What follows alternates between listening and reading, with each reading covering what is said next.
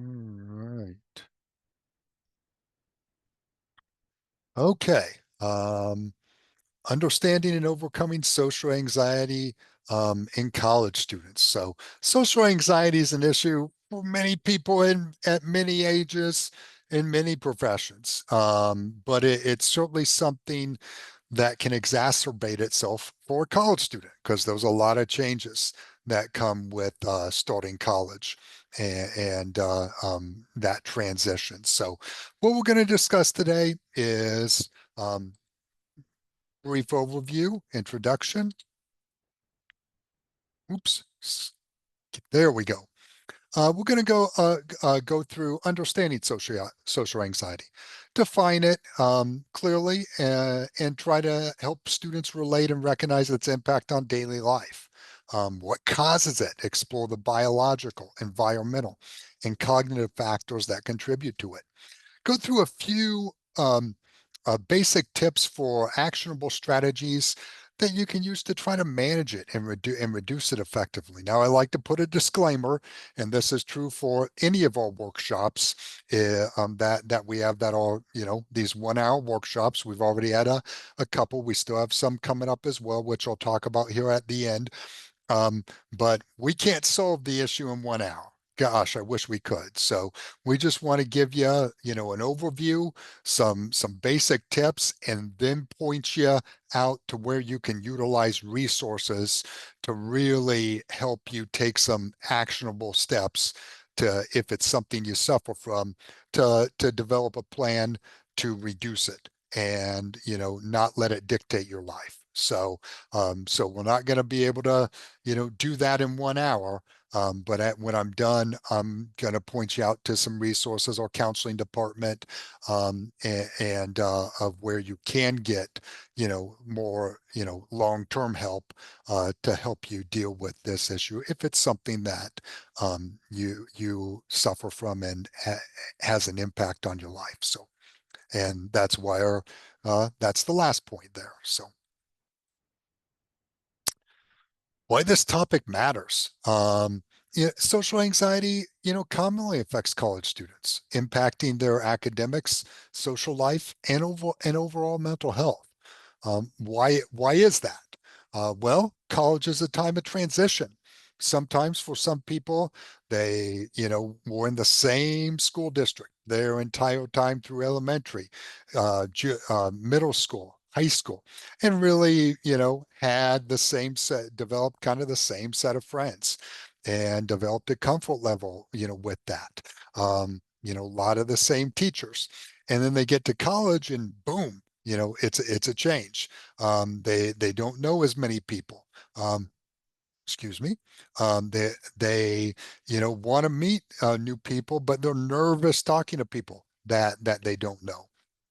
They have different expectations in classes as far as how much interaction is expected of them, and that can be difficult. And then also just the adjustment of knowing, okay, I'm an adult now, and this is my last step, before going out to adulthood and getting a job, and that can increase pressure. And maybe in the past they've been able to, avoid social interactions that they find difficult, and now those are things they have to deal with because they're things that are going to be big issues if they don't know how to handle them when they go out into the world of work. So that can increase the issues as far as just that realization that, oh my gosh, I can't avoid these struggles I have with social anxiety. I have to deal with this, or it's going to have a big impact on my life. So, and it's important to be aware. The importance of awareness, understanding it, reduces the stigma related to getting help about it and feeling bad about it, and that alone can help, decrease, some of the issues with it. So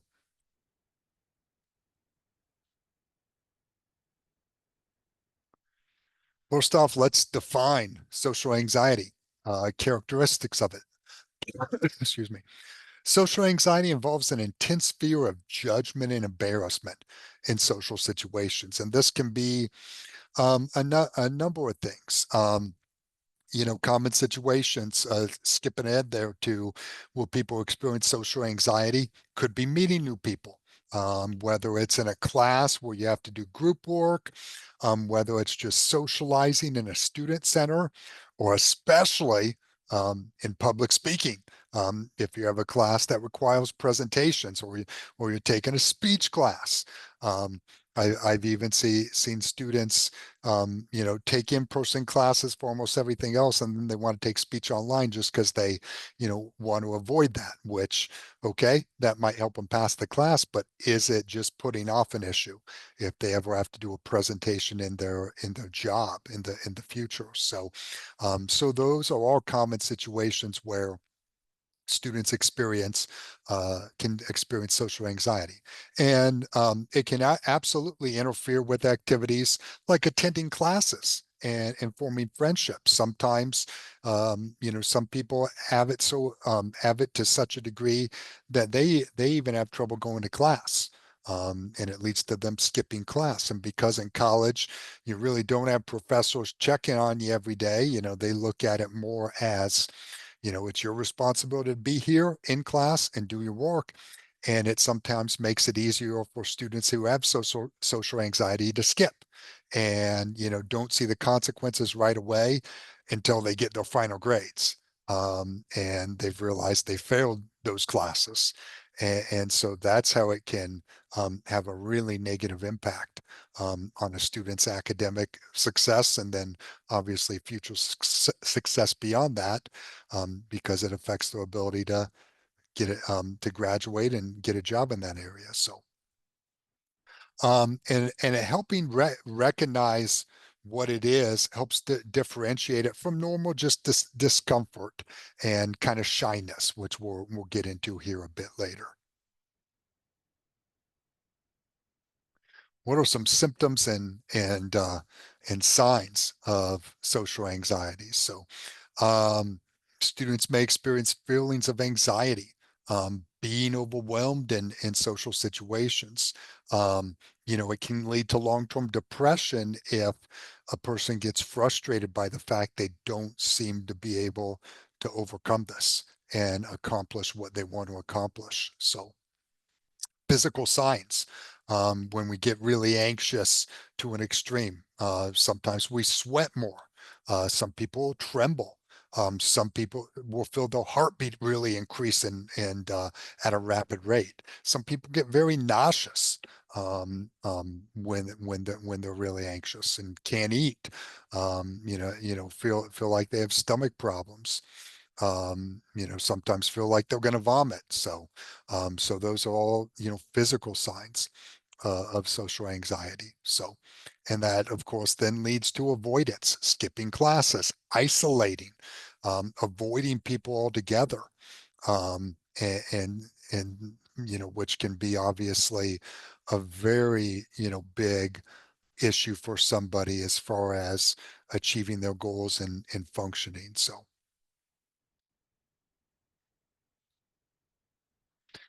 Differentiating social anxiety from just shyness.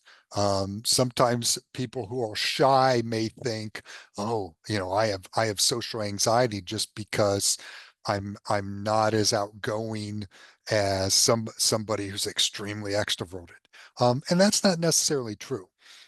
Shyness is a personality trait that, may involve discomfort in social settings.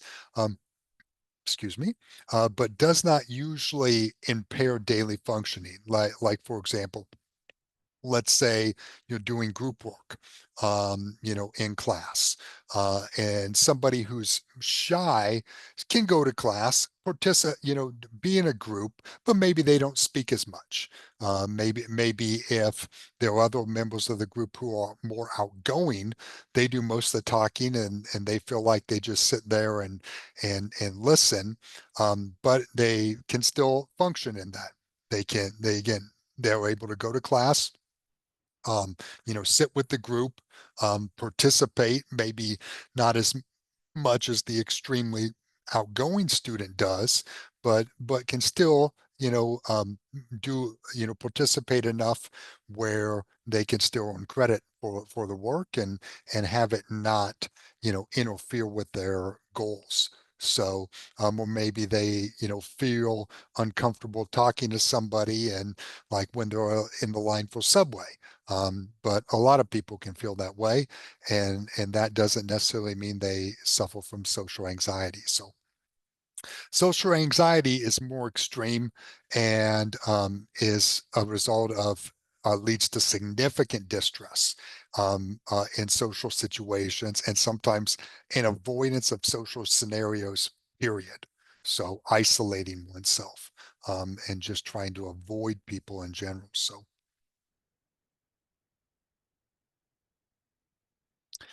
impact on academic life and social life. And I've kind of addressed some of this already, but if a student can avoid social anxiety is bad enough, if a student can avoid, any type of interaction, they oftentimes will, and that means, skipping class altogether, which, has its negative impact on their achieving their academic goals. So can make it very difficult to make friends or to engage in any type of campus event, which over time will lead to loneliness. Even people who say, I don't need, I like to have time to myself. It's good. It's fine to like to have time to yourself. I'm, somebody who's more introverted, who enjoys that, but there's a difference between that and having no social interactions, which can be unhealthy if you really have nobody you feel you can talk to, in person and have no interaction. So, there's a difference between needing alone time and not having any interactions. The latter one can be very harmful long term. So,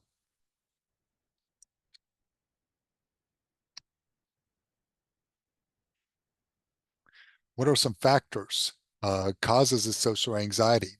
Biological factors. Family history of suffering from anxiety can increase the likelihood of possibly developing, social anxiety. So doesn't mean you're going to, a person is going to, doesn't mean they have to. But your biological genes, can affect your personality and what you're naturally good at, and interacting socially is part of that. So if your mother or father have had struggles with anxiety, uh, there's a chance that you might be more likely to have those same struggles than somebody whose parents do not. Doesn't mean you're absolutely, it's just going to be part of your life and there's no way to overcome that, and that's not true. But you may be more apt to have those issues than somebody, whose parents do not have those as much. So, oh, brain chemistry plays a role. Neurotransmitters like serotonin and dopamine affect mood and social behavior, and how a level of comfort with those types of things. So, and sometimes recognizing that can reduce self-blame and, can, promote trying to reach out and seek help to, discover techniques to help it not have such a negative impact on your life. So then those environmental factors, your upbringing can certainly affect um, the level of uh, impact social as far as social anxiety will have on you. So parenting styles, if people who have overly critical or controlling parents and never get positive feedback, that can lead to low self-esteem and fear of judgment as a person gets older. Or overprotective parents, part of the things that as we develop through life, you get confidence by having experiences and doing something and making mistakes, but maybe looking at those as learning experiences and then correcting those things gives you confidence that hey, you can do things and you can overcome things. And sometimes if you have overprotective parents that don't let you experience those things, that can lead to an increased risk of social anxiety as you get older. So on the social rejection, suffering from bullying, public embarrassment during childhood, and having it, remembering those instances and feeling really bad about those instances can absolutely affect somebody later on in life. And when they, go to have interactions and they worry, okay, what if, this group, rejects me and, doesn't want to you know, um, participate with me in a group activity, and they want to avoid the person wants to avoid that happening again. So sometimes they'll just avoid the interactions overall. So and in college, sometimes the academic pressure and maybe feeling like that you're competing with other students, especially that can be true in certain competitive programs like some oral health programs. Sometimes that can increase anxiety working with people.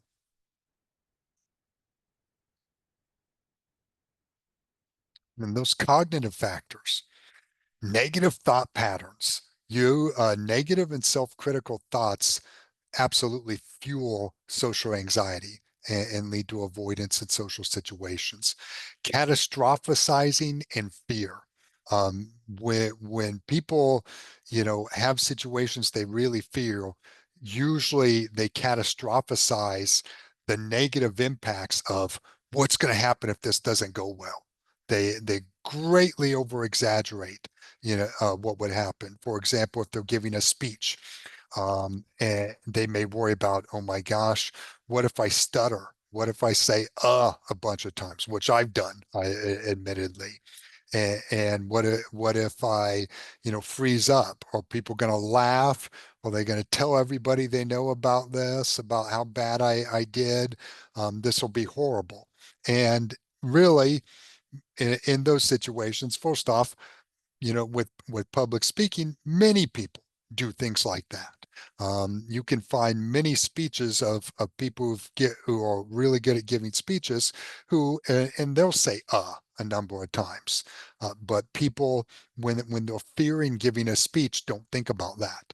They think they're the only one who struggles with this and that everybody's going to remember if they do badly. And it's going to be so embarrassing when the reality of it is most of the people watching them will probably, if they have to give speeches too, are probably thinking about their speeches and or once there's done, they're going to move on with their day and think about what impacts their daily life and not going to think about you know doing a speech you didn't think was well. So but that's not the reassuring thoughts that somebody thinks about when they're really feeling anxious. They over exaggerate the negative consequences of what happens if this goes badly. So and cognitive behavioral therapy is a therapy that challenges those irrational beliefs and works on developing a healthier thought pattern to try to reduce that anxiety, trying to recognize when we have those negative thoughts that increase our anxiety, recognizing that and try to replace them with positive, reassuring thoughts. Social media certainly has an influence on a person's anxiety. So, first off, and it does this in a few different ways. The impact of social comparison. Usually, anybody you see on social media, usually they show, if it's an influencer, usually they show the best aspects of their life. If they're taking trips to exotic locations, if they're working out regularly, and you think they look great, and you compare yourself to them, and you're like, oh my gosh, I don't look like that. I feel terrible. About that, or look at the wonderful things they're doing, and I'm not doing any of those things, and then it just makes you feel bad about yourself and feel less confident. So it has a negative impact in that way. So, and one of the things, skipping ahead, I'll go back to the second one I have listed, but one of the things about, um, yeah, really focusing very much on social media is it reduces real life communications and real life interactions. And that makes, when you have to have those interactions, it makes it more difficult because you don't have confidence in dealing with those situations. And it becomes very easy to avoid those uncomfortable real life situations because you can just pull out your phone and get on your social media and look like you're involved in it, so you don't then have to interact with people.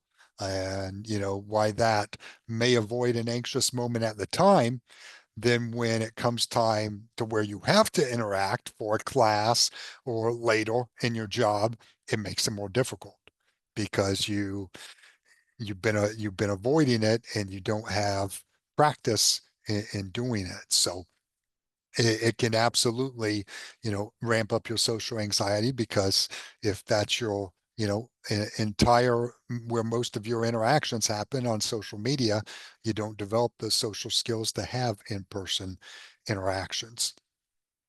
And it's important, again, to therefore to manage your digital habits. Have it be not so one-sided. Limit your time on social media, so you and set aside time, whether it's trying to participate, in a campus club, try and to develop those social interactions experiences, to have those as well, so you can get better at those, and not be so anxious when it comes time, to where you have to have those in a class or in a job. So sometimes people who are really spend most of the time on social media, can lead to a fear of missing out of something they see on social media. And that leads to wanting to stay constantly connected, because you don't want to miss something, an important news flash or something that you see going on. But then again, it leads to you neglecting those in-person interactions, which are important for health. Some other college specific triggers, and this is rehashing some of the things that I've already talked about, new environments, the academic, demands, and sometimes peer competition, um, um, things like, again, working on group projects, public speaking, um, and um, and then again, it's just important to understand what is your trigger. What is it? What are the thoughts going through your mind? When when you have to have those those experiences, whether it's giving a speech or interacting with classmates. What's going through your mind as far as the negative thoughts that are generating more anxiety. So now that we've talked about social anxiety, difference between, just shyness and it, the effects, some basic strategies for dealing with it and minimizing the effect that it has on your life. So first thing starts with recognizing it. Self-awareness, noticing our thoughts and feelings, related to it. What is it that is causing it? What are we telling ourselves as we go into these situations that is leading to our anxiety being increased? So Um, and accepting it. Sometimes I will see people who say, I wish I had no anxiety in my life. Sometimes I will, on you will see different people on social media who will, kind of daredevils who will, hang from like tall buildings, um, or towers, and people in the comments will put, man, I wish I was that fearless. Well, personally, I don't. And fear, because fear does have a purpose. And, I have here acceptance of anxiety. Acceptance means embracing anxiety as part of our experience rather than fighting it. And anxiety is related to fear. It's a, it's a fear, again, of negative impacts, of the negative impact of a poor experience in a social interaction. So it is a fear, but fear has its purpose. We want to have no fear, because fear protects us. Like, for example, if I don't have a fear of heights, but I do have a fear of falling. Like if I'm on a cliff, and I start getting close to it, like I visited the Grand Canyon a number of years ago, and there are people who get right close to it to try to get the perfect picture. I had no desire to do that. I was fine, keeping some distance between myself and the edge, taking a picture from there because it simply wasn't worth it to me, the risk of falling. So fear is a self-defense mechanism. It has its purpose. It protects us. It alerts us to when there's a potentially dangerous situation, and encourage, as an effect on us to try to avoid that. And so it is, and that's a positive. And so looking at fear and anxiety as a negative, it isn't always accurate. It does have a purpose in a life, so we don't want to totally get rid of it, but we don't want it to have an irrational control on our lives. So it's important to recognize, when is my fear not accurate? When am I over exaggerating the consequences? Could catastrophic, what was the word? Could um, um, basically overemphasizing how bad the consequences would be, if something did not go well. So that's what we want to address. So how do we do that? Tools for awareness: journaling, mindfulness, having open conversations with a friend or a counselor. So journaling, as far as writing down for yourself when you've noticed your anxiety getting very bad. What were the thoughts in your head? What were you thinking about when you could feel the anxiety, increasing? So, and writing those down and looking at those and being aware of that. And that helps then recognize the thoughts you have when something isn't going well, and you know and replacing those with thoughts that you find more calming and reassuring. So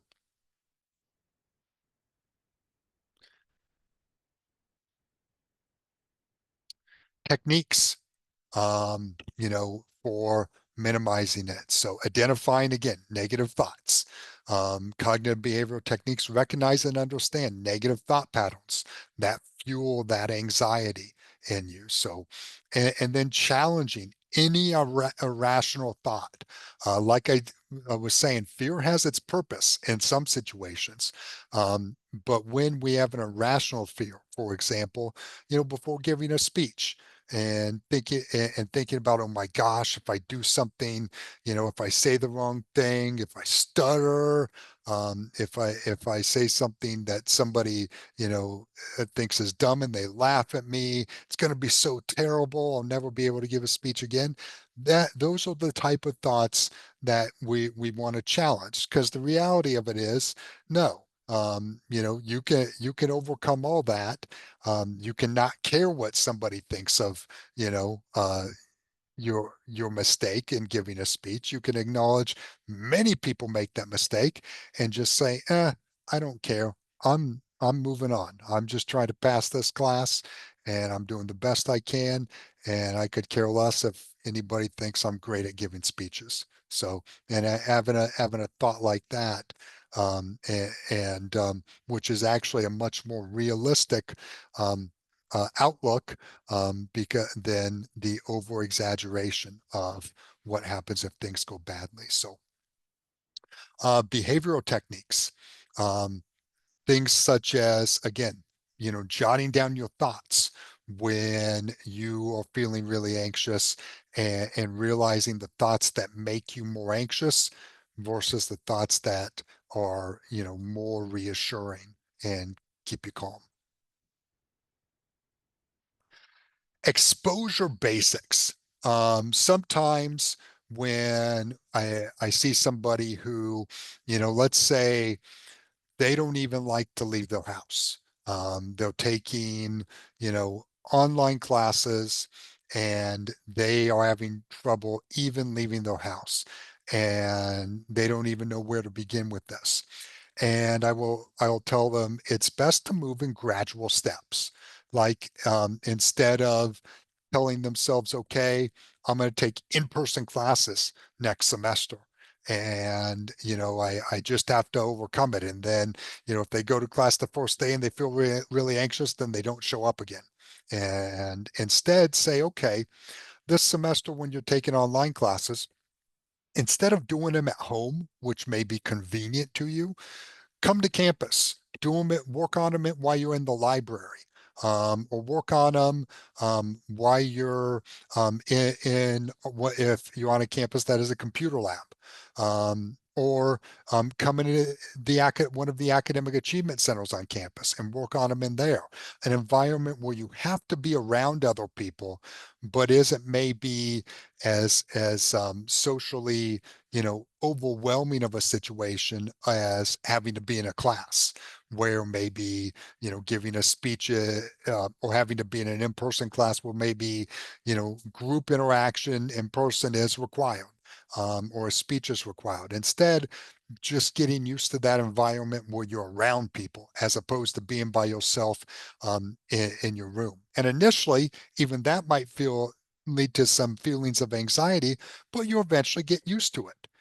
And as you get used to that, it becomes normal to you. And then, once you've overcome that barrier, then think, okay, then the next semester, I'm going to take an in-person class, but have it be maybe more of a lecture style class, where you're sitting mostly listening to the instructor and you go to class every day, take notes, and you get used to that environment. And then maybe another semester progressing on to a class that might have more, interaction required of it. So moving in smaller steps to overcome those social situations can actually make it more likely that somebody, can actually take positive, more positive steps to reducing the effect that it has on their lives. So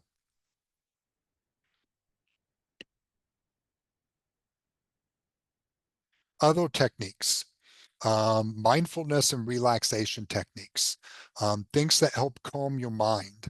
And for some people, that can be listening to to music they enjoy. As they may be in an environment around people, but it helps, them to listen to, relaxing music or just anything that they enjoy. So, some other popular techniques, I really like progressive muscle relaxation. What that is if you're sitting in a chair, you find yourself getting really anxious, going through a muscle, tightening sequence to help, where you basically on different parts of your body, you squeeze your muscles as tight as you can and you hold them for like 10-15 seconds and then you release them. So you start with your face and you squeeze your facial muscles as tight as you can and hold them for like 10-15 seconds, then release. Then you hold your arms out in front of you. You can put them to your side even if you want to, if you don't want to, be as obvious. And then squeeze those muscles as tight as you can. Hold them for 10, 15 seconds and then release. Then you do the same thing with your shoulders. And then if you're sitting down, put your legs out in front of you and do it with them. And then go through that sequence again and again. And what happens is when you really tighten up those muscles, your thoughts go to that. And instead of thinking about how anxious you are, and also, any type of exercise naturally reduces anxiety. So I find that technique to be very good. So and mixing in some deep breaths with those after you go through each sequence can also be helpful. So some people like meditation. There's a number of meditating YouTube videos out there, different lengths that if you find yourself feeling anxious, you can listen to one of those. Even if you're in a setting around people, close your eyes and just listen to it, and that can help re you know get your heart rate down and reduce anxiety. So, and sometimes integrating these into your daily routines makes it easier when you find an anxious moment to reduce it. So if you feel you're, really anxious, when you first get on campus, do a technique like that, the muscle relaxation or, some meditation, or, if you feel that way when you get up, yeah, that can, getting in a routine of doing those can absolutely be helpful. So. And interactions begin, start with small interactions like here a bit later I'll show you how to, if you're interested in a campus club, maybe start with, attending a meeting with a club that is smaller. And getting used to that can help with slowly getting confidence in social interactions. So, or maybe if you're coming to campus and you start off in the academic achievement center, or maybe you have a writing class and you start off asking the writing instructor for help, and maybe there's some other students around, and you talk to them related to that assignment you're working on. So building that those interaction skills in smaller groups can help build confidence and then slowly progress to bigger groups. So and celebrate small successes and change how you look at those. Like, let's say you talk to somebody, but they don't seem really interested in talking. Instead of looking at it as a failure, look at it as, hey, I tried to interact with somebody today. They didn't want to. That's fine. But I tried to do that today. That's a success. That's not a failure. You can't control if somebody, wants to interact with you, but you tried to do it. And so, instead of looking at those as rejection, celebrate those small successes. And we'll talk about counseling here a bit later. Lifestyle tips that help limit anxiety. Getting adequate sleep is important. I know that's tough for many college students, but it absolutely helps, with your health. And the healthier you are, the less likely um, anxiety is going to have a physical effect on you. That's just the reality as far as biologically how our bodies work, and that ties in with the next two. Um, Physical exercise. Um, if you can get exercise, that helps regulate your moods. And you're less likely to feel bad and feel up and down, so to speak. So and it doesn't have to be like intense weightlifting. It can be going for a walk if the weather's nice, as it has been. So or if you're starting off going to the gym, you can start off easy. Start off maybe saying, oh, I'll just do some time on the treadmill because I'm anxious in this setting, and then that'll be it. it. And then as you get used to that, then maybe say, I'm going to use one of the weight machines that's easy to understand, and then get used to that. So, slowly progress in getting more comfortable with physical exercise. So, and if you can, eat healthy, that can help as well. I realize sometimes that's easier said than done, depending on your other demands in your life and and the money you have available to buy groceries, but that certainly can help as well if you're able to do that. So we're going to skip through a few of these.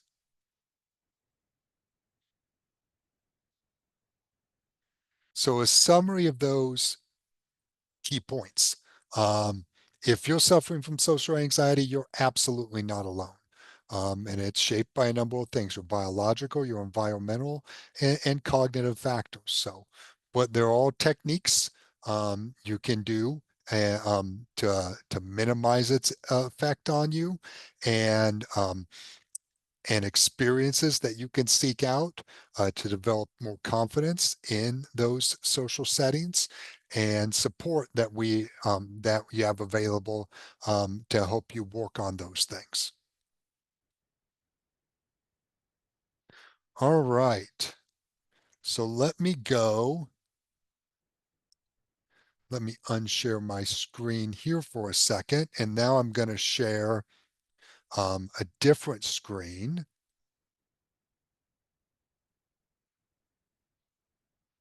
And I am on our DMACC webpage.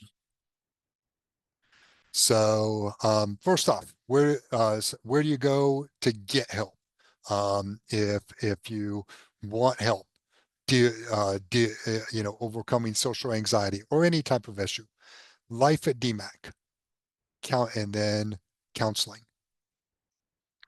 Under the counseling area, under current students, you have this button for learn more, and it may make you log in to your MyDMACC, but it takes you to our MyDMACC page.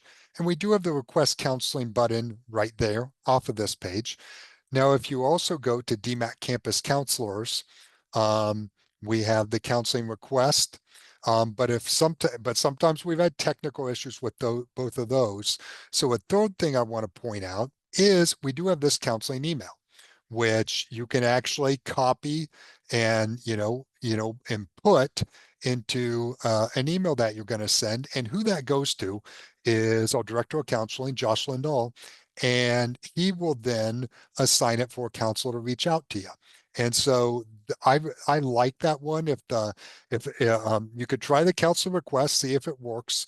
But if it doesn't, that email, the thing about it is you can list like what your issues are that you want to talk to a counselor about. If you have any preference, between a male or female counselor, in person or virtual meetings, because we do offer both. If you have a certain campus that's more convenient for you that you want to see a counselor on. So, and what it is you want to discuss.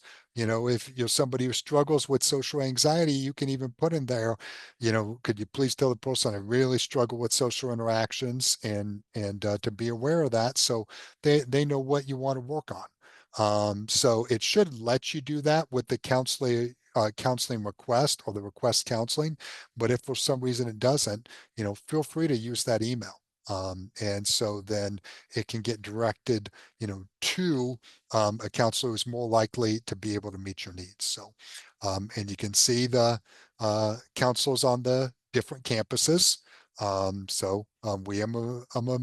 them available on each of our campuses.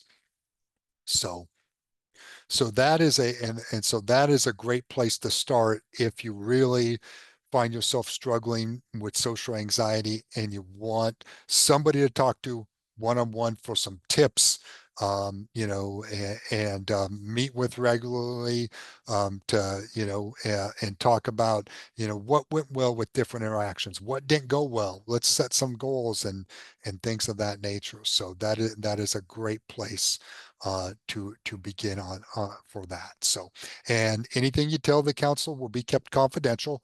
The only exceptions are ever if we think somebody is a threat to themselves or others. Otherwise, it stays confidential. And so keep that in mind. You're in a safe place when you're interacting with the DMACC council. So, and all services are free for our DMACC students. So, some other tips I wanted to show you. I talked about, going, getting experience with interactions, maybe joining a club or going to a club meeting, but having it be a smaller group. Under Life at DMACC, clubs and student activities, we have Ankeny clubs and organizations. And here it lists all of our campus clubs and it has the club advisor. Now it gives you their phone number, which I realize sometimes, people who are anxious may not want to call a number, but you can always, look up the person's name. I tried clicking on these and it didn't pop up anything. So you could always go into your DMACC email, look up the person's name and send them an email saying, hey, I'm interested in Ag Club. I was curious how big of a club it is and when you meet. And they then can tell you, or same with art club. And if it's a club of like 30 and you think, that's a little much, okay, you can skip that one. But maybe if you find one you're interested in and that's 5 people, hey, maybe that's more realistic to start off with. So, and it's easier to have interactions with people who share the same interest that you do. So that's another way to kind of start off easy with building social skills. So, and then I mentioned, going to places on campus. If you're, struggling even leaving your house and being around people. Under Life at DMACC, student resources, hopeful links, our academic achievement centers and our libraries are good places to go to study. And so let's say you're here in Ankeny, that's building 6, room 19, down at Des Moines Urban, building 1, room 126. So if you're somebody who, you're struggling just being around people and you usually do your classwork at home, it helps making that easier transition of, just being in an environment where you're around people, but not the pressure of having to interact. And so maybe go, to an academic achievement center, do some studying or, ask some questions. If you have a class where, that they could help you with, and you can always find what they offer help with by clicking the link for the campus. They tell you the subject and hours they have assistance with. So sometimes that can be a very easier way to, slowly get yourself used to more interactions. So, all right, I'm going to stop sharing there and I am going to stop my recording.